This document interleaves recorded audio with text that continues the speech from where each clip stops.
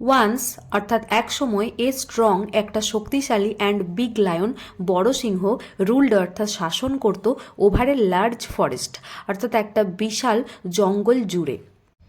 Ruled যে এখানে doing word আছে তার মেন ফর্ম হবে আরইউএলি রুল, অর্থাৎ রুলড হলো past tense of rule, R U L E rule.